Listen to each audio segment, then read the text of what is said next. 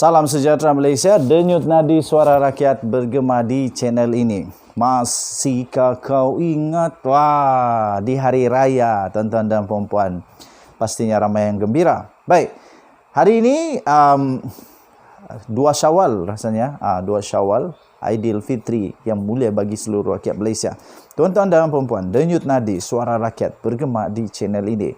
Datuk Seri Najib Tun Razak telah mengemukakan sebanyak 94 alasan mengapa beliau perlu dibebaskan. Tetapi tuan-tuan dan puan-puan, 307 alasan yang telah dikemukakan di Mahkamah Rayuan telah kalah. Adakah beliau akan menang pula dengan hanya 94 alasan? Tuan-tuan dan puan-puan, saya ingin membawa anda semua untuk throwback semula apa yang terjadi ketika SRC International punya kes di Mahkamah Rayuan telah dibacakan keputusannya oleh hakim-hakim yang arif lagi bijaksana. Baik, panel 3 hakim Mahkamah Rayuan pada ketika itu telah diwakili oleh Hakim Datuk Abdul Karim Abdul Jalil bersama dengan Hakim Datuk Has Zana Mehat dan Datuk Wazir Alam Haidin Merah. Dan mereka sebulat suara dengan 3 orang hakim ini telah sebulat suara mengatakan Datuk Seri Najib Razak memang bersalah. Dan antara yang telah dibacakan sebagai kenapa Datuk Seri Najib Tun Razak bersalah adalah ini. Panel Hakim Mahkamah Rayuan telah memutuskan bahawa Hakim Perbicaraan Mahkamah Tinggi iaitu Muhammad Nazlan betul apabila mendapati bahawa Datuk Seri Najib Tun Razak bersalah dengan pertuduhan pecah amanah terhadap Najib yang telah dibuktikan tanpa keraguan munasabah.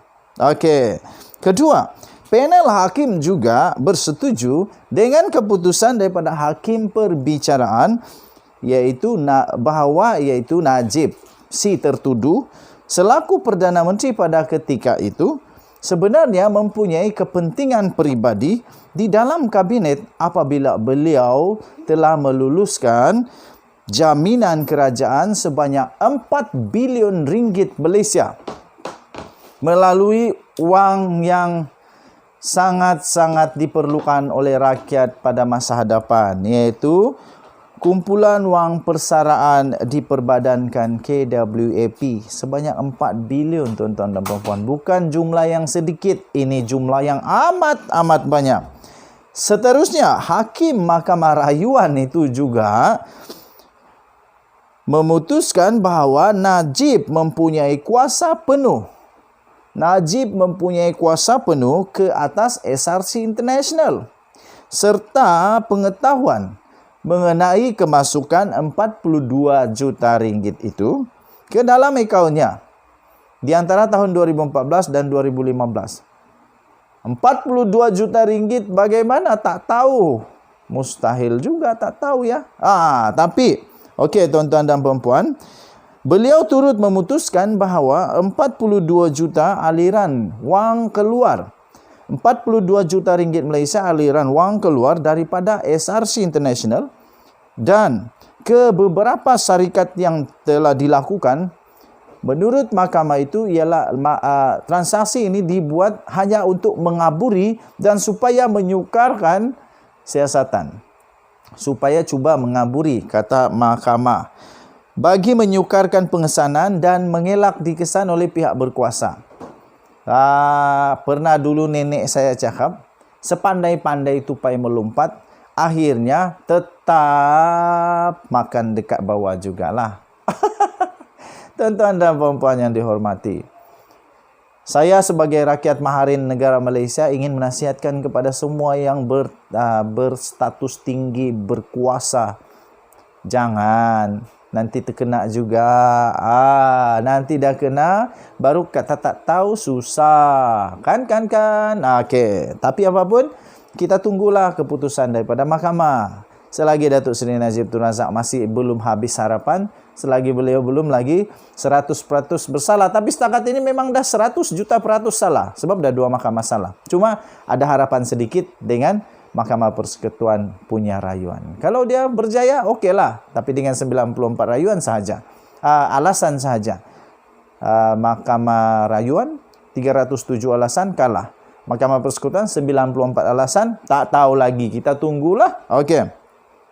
Tuan-tuan dan puan-puan, mahkamah juga bersetuju dengan hakim perbicaraan bahawa terdapat penyelewengan jelas sebanyak 42 juta ringgit itu oleh Datuk Seri Najib Razak untuk kegunaan dirinya sendiri. Abdul Karim berkata dakwaan pembelaan kewujudan kewujudannya derma daripada Arab Saudi yang masuk ke dalam akaun Najib tidak boleh dipertahankan lagi. Sebab alasan dia, tidak ada sebab untuk wang itu masuk dulu ke SRC International. Kemudian barulah dikeluarkan dan masuk ke dalam akaun Datuk Seri Najib Razak kalau memang itu derma daripada Arab. Ayatnya begini, tidak ada sebab untuk wang itu terlebih dahulu didepositkan ke akaun SRC International yang merupakan entiti penuh, milik penuh Kementerian Kewangan jika memang ia sememangnya daripada derma Arab Saudi.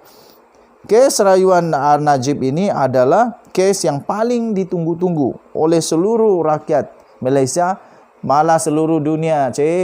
Seluruh dunia dah tahu. Seluruh dunia memang sedang menunggu. Kenapa? Kenapa seluruh dunia tahu? Sebab di Amerika Syarikat dah kena penjara orang yang bersalah. Di Singapura dan UAE, semua yang bersalah sudah dipenjara. Sudah ramai yang dihukum bersalah berhubung skandal 1MDB dan sudah dipenjara pun. Okey. Dan SRC International adalah anak syarikat 1MDB pada asalnya sebelum dipindah ke Kementerian Kewangan. Tuan-tuan dan puan-puan yang dihormati sekalian, mereka sudah dijatuhi hukuman padan muka. Siapa suruh kamu mencuri wang negara Malaysia? Sudahlah bukan rakyat Malaysia. Lepas itu terlibat pula curi wang rakyat Malaysia. Padan muka lah. Padan muka yang di Amerika, yang di Singapura, yang di Arab.